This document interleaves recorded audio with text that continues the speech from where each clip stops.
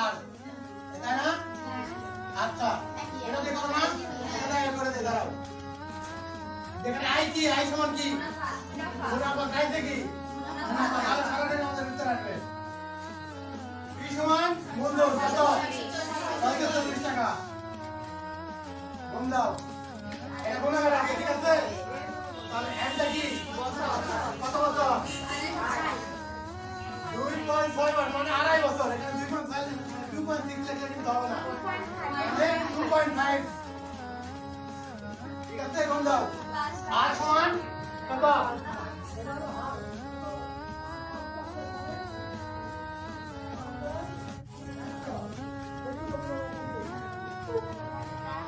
দাঁড়াও, পরে দিচ্ছি।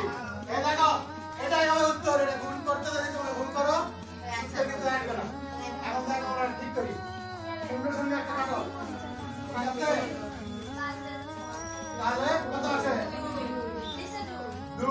এই দেখো, ওইটা আসবে। 2। ঠিক আছে? এখন এই আড়াই দেখো 64 গুণ করো, কত আসে? না, এটা করতে হবে। 64 তে 2 দিয়ে গুণ করো, 5 তো পরে হাফ। 64 2 দিয়ে গুণ করলে এবার গুণ করো।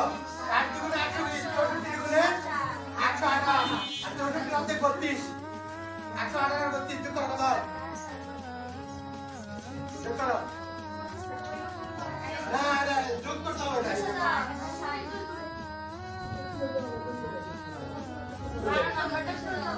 কত আসে?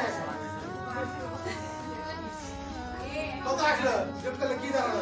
আরে যোগ সহজ, এটা তো আর বড় ভাগ গুণ করতেছে না। 8 আর 32 160। এই 160 আসে? তাহলে দেখো এটা উত্তর দাঁড়াবে তো লাগে না। 160 ভাগ নিচে কত? 2। কত দাঁড়ায়? 80 হবে। উত্তর কত আসে? 80।